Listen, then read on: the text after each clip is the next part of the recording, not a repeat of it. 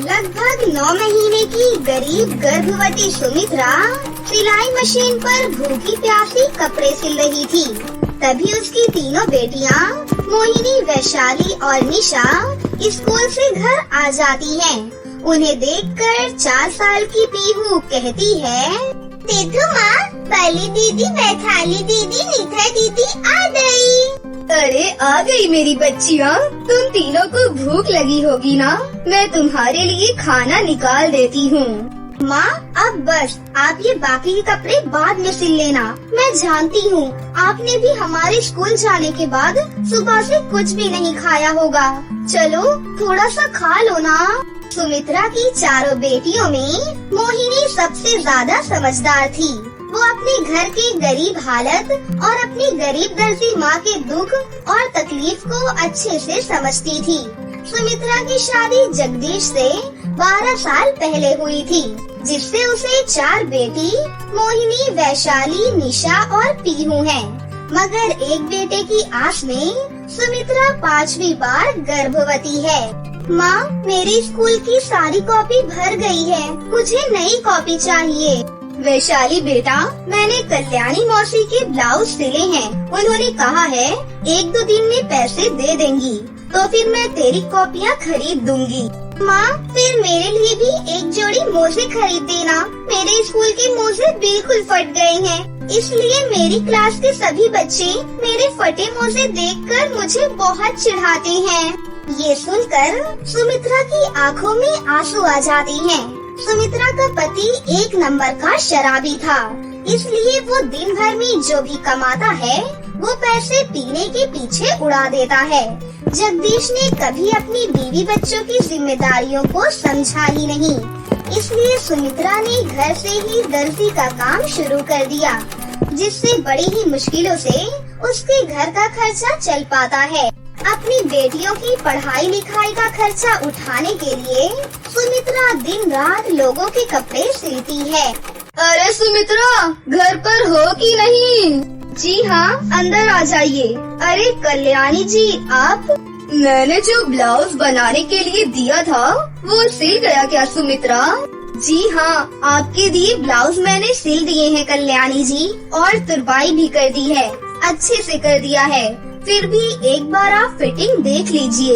अरे सुमित्रा, तुम्हारे हाथों के सिले गए कपड़ों की फिटिंग क्या ही देखना। मैं तो कहती हूँ जब तुम्हें इतनी बढ़िया सिलाई आती है तो अपनी कोई टेलर की दुकान या फिर बुटीक क्यों नहीं खोल लेती हो? फिर तुम अपनी 5 बेटियों को अच्छा भविष्य भी दे पाओगी। ये सुनकर सुमित्रा उदास मन से कहती है, कल्याणी जी, कौन सी माँ अपनी बेटियों को अच्छी जिंदगी नहीं देना चाहती, मगर इस दर्जी के काम से मैं बस इतना ही कमा पाती हूँ कि अपनी बेटियों का पेट भर सकूँ। अपनी गरीब दर्जी माँ की ये बातें दरवाजे के बाहर बस्ता लिए खड़ी मोहिनी, वैशाली और निशा सुन लेती हैं। तुम चिंता मत करो माँ, एक दिन हम तुम्हारे सपने को जरूर पूरा कर दिखाएंगे। ये ले सुमित्रा, सिलाई के पैसे। पैसे लेकर गरीब दर्जी सुमित्रा आंसू भरी आँखों से कल्याणी को देखकर कहती है, आपका बहुत बहुत शुक्रिया कल्याणी जी, आप नहीं जानती इस वक्त मुझे इन पैसों की कितनी ज्यादा जरूरत थी। ठीक है, अब मैं चलती हूँ। सिलाई के बदले मिले पैसों से सुमित्रा अपनी बेटियों के लिए किताब और मोजे खरीद लेती है। वो दिन भर बस ऊपर वाले से यही प्रार्थना किया करती थी, हे ऊपर वाले, दया करके बस इस बार मुझ गरीब दर्जी माँ को एक बेटा दे देना। ऐसे ही समय बीतता है और सुमित्रा को हर बार की तरह 5वीं बार भी बेटी ही होती है, जिसके लिए उसका पियक्कड़ पति जगदीश उसे बहुत कोसता है।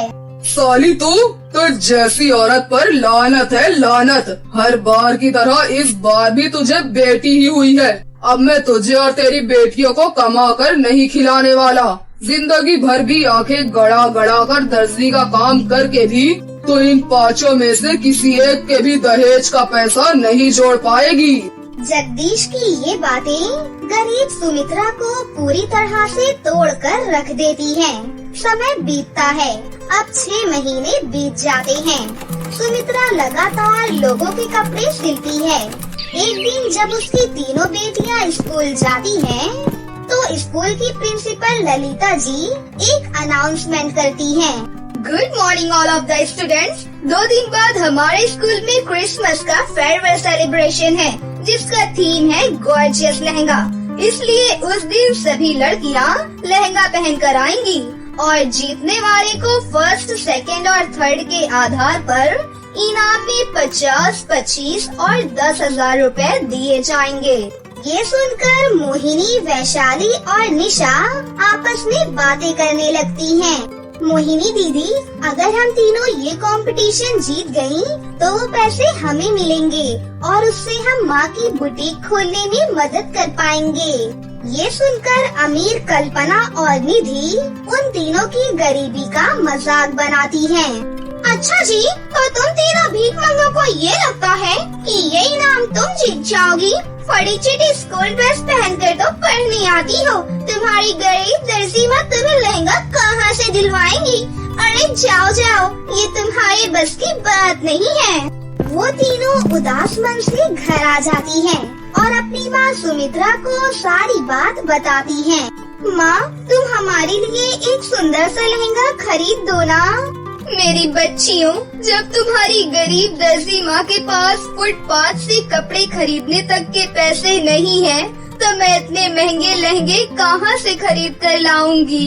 ये सुनकर वैशाली और निशा अपनी माँ से नाराज होकर गुस्से में कहती हैं, ठीक है माँ, हम अपना लहंगा खुद ही खरीद कर लाएंगे। चलो वैशाली, हम अपनी ये भरी हुई कॉपी रद्दी वाले को बेच कर आते हैं। हाँ, इससे हमें थोड़े बहुत पैसे तो मिल ही जाएंगे। इतने में कुछ कॉपियाँ हाथों से छूटकर सुमित्रा के सामने गिर जाती हैं और सुमित्रा कहती है, रुको, तीनों को लहंगा ही चाहिए ना? मैं इन कागज से तुम्हारे लिए लहंगा बना सकती हूँ, पर तुम्हें भी मेरी मदद करनी होगी। हम आपकी मदद करेंगे ना माँ? फिर तो कागज का लहंगा बनाने में मैं भी आपकी मदद करूँगी। दीदी, घर पर पैसे आ जाएंगे तो हम भी गरीब से अमीर हो जाएंगे। 4 साल की मासूम पीहू के मुंह से ये सुनकर उसकी तीनों बड़ी बहनों और उसकी दर्जी माँ की आंखों में भी आंसू आ जाते हैं।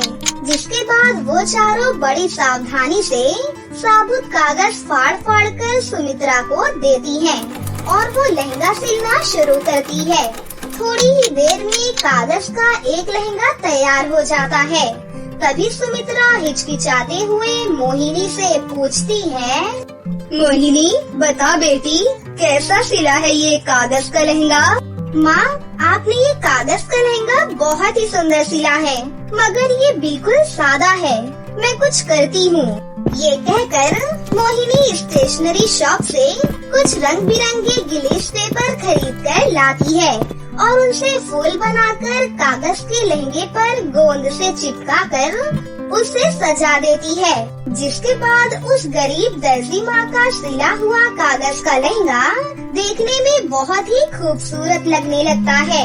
इसके बाद वो अपनी बाकी की दोनों बेटियों के लिए भी अलग अलग डिजाइन के लहंगे सिलती है, जिसमें से वैशाली के लिए बहुत ही बढ़िया बैकलेस लहंगा सिलती है, तो निशा के लिए कागज से सिंड्रेला लहंगा सिलती है।